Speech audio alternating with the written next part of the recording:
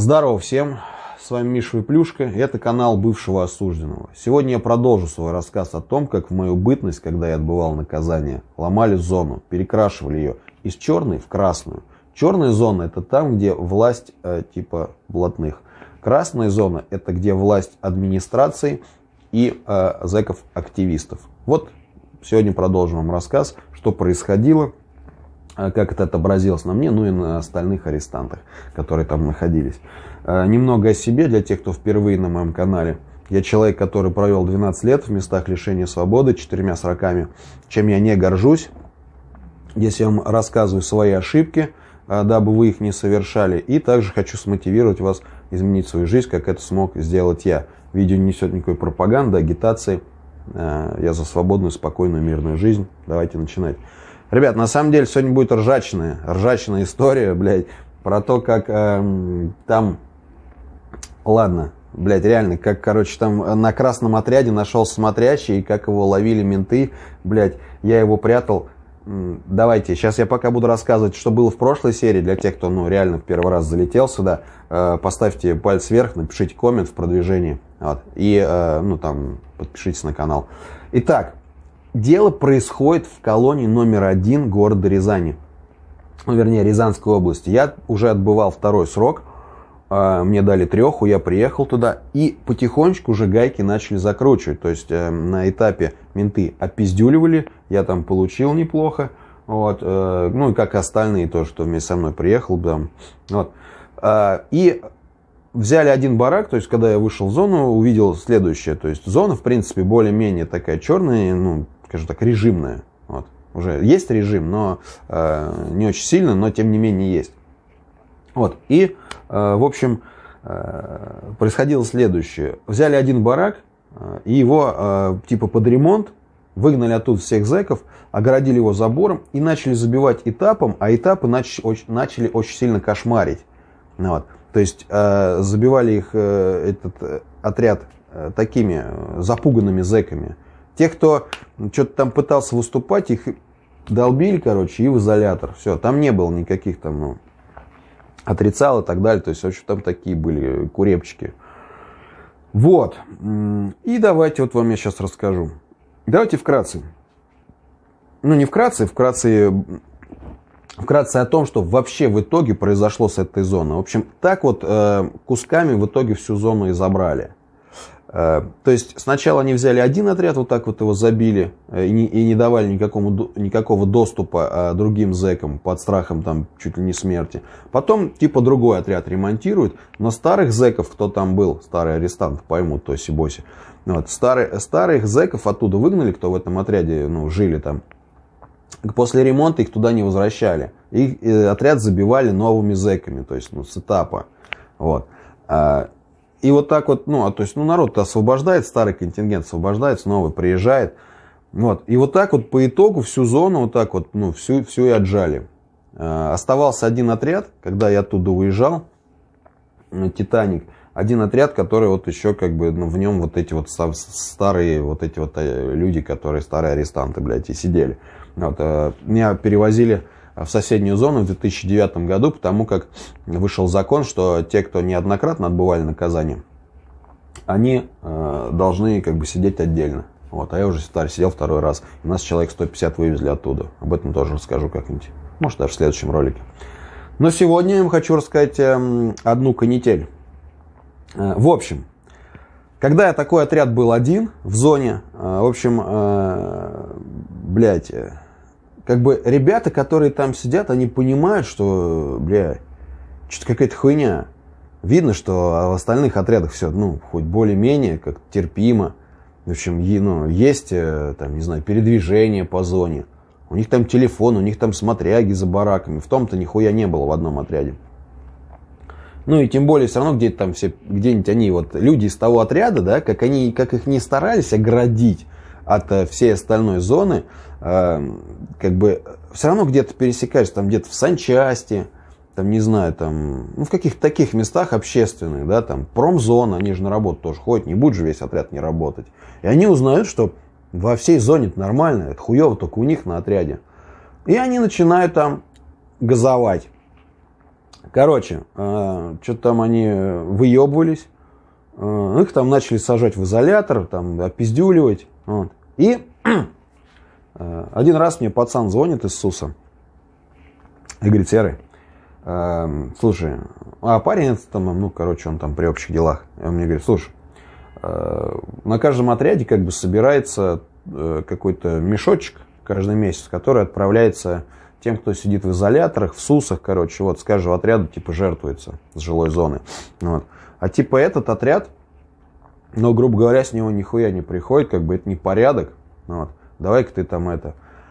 Там есть один человек, говорит, Гарик у него погоняло. Вот, ты его, короче, говорит, погонял или имя хуй, я не помню. Помнишь, что Гарик? Ты, говорит, его, короче, подтяни, он сегодня с изолятора выйдет. Вот. Ну, и, говорит, там поднакидай ему туда-сюда. Я говорю: да хорошо, не вопрос.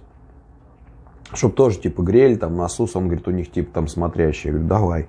Ну, и, короче, это... Вечер, я там раз, там, третий отряд, там, через забор кричу: да, говори. Я говорю: Гарика позови там, такого-то, ща, он там подходит. Я говорю: кто там, что? Я говорю: я там, такой-то, такой-то, давай вечером на санчасть выйди, там, побазарить надо.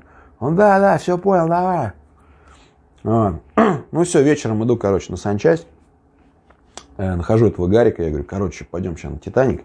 Вот, это, ну, как бы, я говорю, там, нелегально проберемся, пробрались там, вот, то есть ты выходишь с одного отряда, а идешь такой обратно, как будто ты, типа, живешь в другом. Ну, на свой страх и риск, потому что тебе там надо будет, там, как-то, блядь, вернуться обратно, потому что вас будут потом считать по отряду, если тебя не найдут, короче, пиздец, в общем, менты следят за тем, чтобы никто никуда не ходил.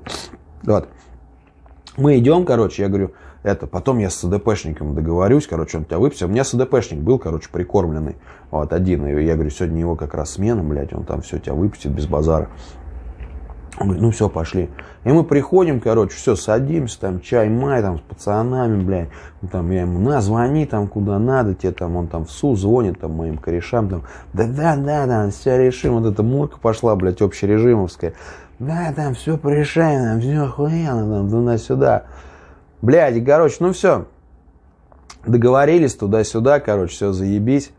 А чтобы вы понимали, это я немножко забегу вперед, как бы за соседней стенкой смотрящий живет за бараком, но мы как бы с ним, знаете, как разные организации были, да, в общем, то есть я занимался там делами такими тоже, общими, скажем так, да, но мы с ним виделись редко, не скажу, что я был с ним прям в близких, да, и о том, что этот пацан пришел, я ему ничего в курс не ставил, там, еще что-то, вот, то есть, ну, я как бы двигался вот для пацанов, кто сидел в изоляторах, вот для них, ну, двигался, как бы, все, мне для этого ничего не надо, как бы, и, блядь, он это знал просто, и все, блядь, вот, ну, как бы, как-то вот так, короче, отношения такие, блядь, пока, вот, и...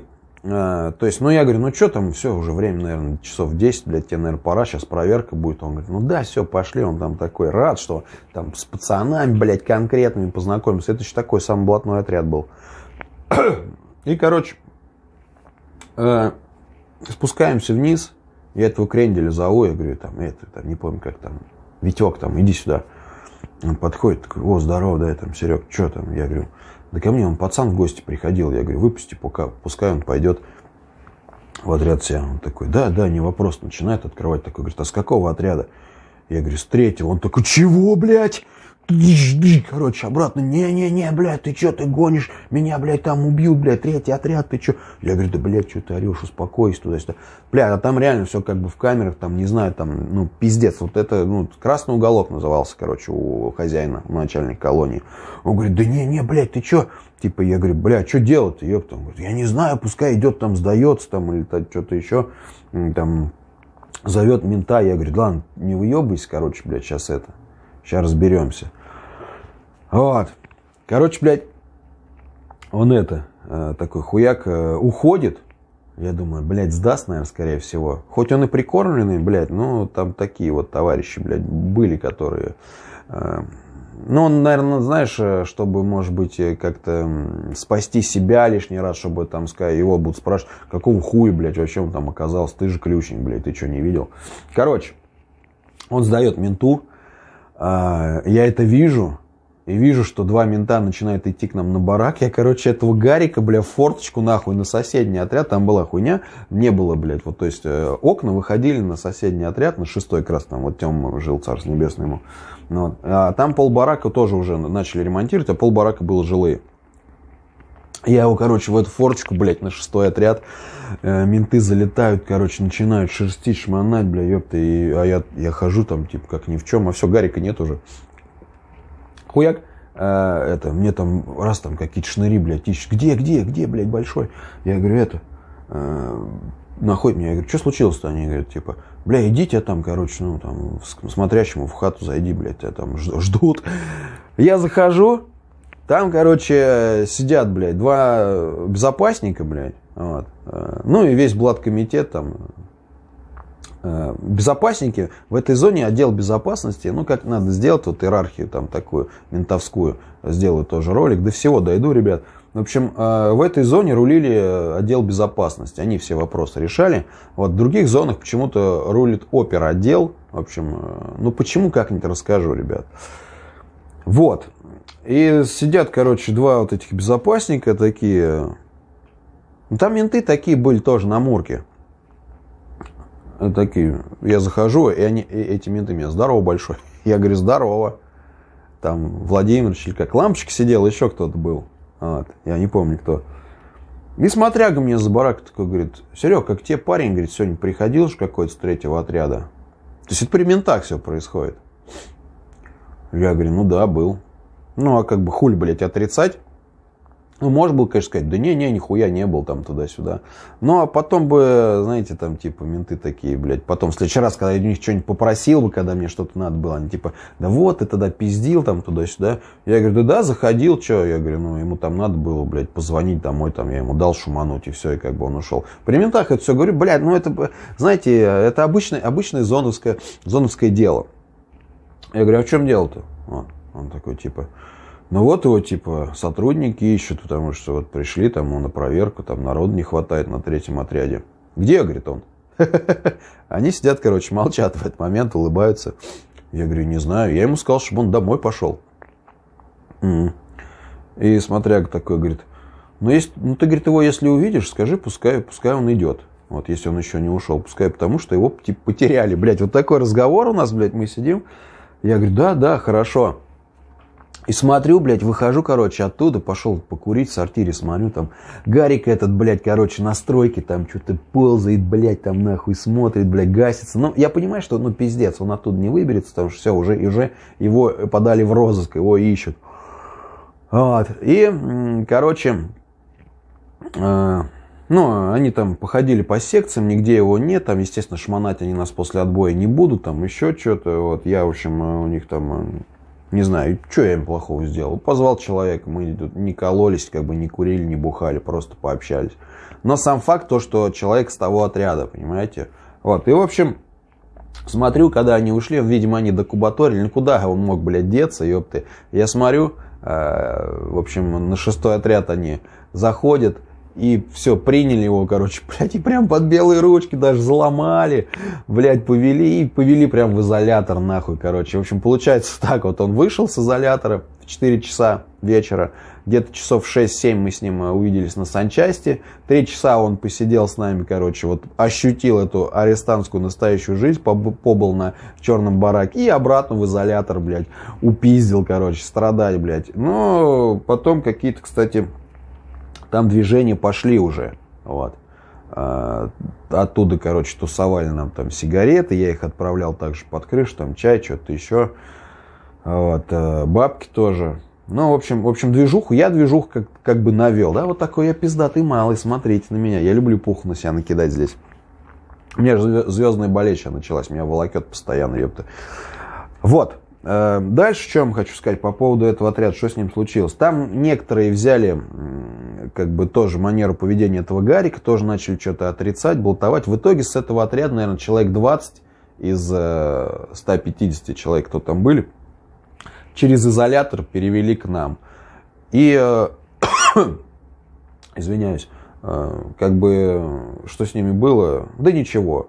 Сначала они жили, типа, под вопросом, потому что, типа, барак такой полукрасный был. Потом они жили мужиками, а потом один из них умудрился даже смотрящим за отрядом стать, когда уже зона была, ну вот, совсем пиздец, там вот этот барак один остался, да, как я вам говорил, и в этом «Титанике» смотрел вот за бараком человек, который раньше был на 3-м отряде, вот на самом первом, который первые самые сломали, вот, и как раз в это время я ушел в красные. Наверное, в следующем видео расскажу вам, как, зачем и почему. Вот, вы эту хуйню любите, да, давайте, подлейте-то мне говнеца. Вот, что вам хочу сказать напоследок. Ребят, никогда не занимайтесь херней, мотайте на ус то, что я вам говорю, если вам интересно, вот послушайте от меня. Также не забываем, еще раз напомню, ставить пальцы вверх, пальцы вниз, писать комменты, подписываться на канал, на мой второй канал, там выходят другие ролики, на ВК, Инстаграм, ТикТок, все ссылки будут, ребят, в описании. И также хочу напомнить, что у меня есть закрытый телеграм-канал, где я могу предоставить больше информации, чем здесь на ютубе. Мы там разного рода интересные темы обсуждаем, там мошеннические схемы, я рассказываю, как с ОПГшниками сидел, что они из себя представляют. В общем, многое. Как получить доступ к этому контенту, смотрите в видео по ссылке в описании. И также напоследок хочу вам пожелать здоровья и сказать спасибо всем тем, кто поддерживает мой канал и нажимает синенькую кнопочку «Спонсировать». Вы мне очень помогаете, очень меня продвигаете. Все, ребят, берегите себя, будьте добрее, здоровее. До новых встреч, увидимся.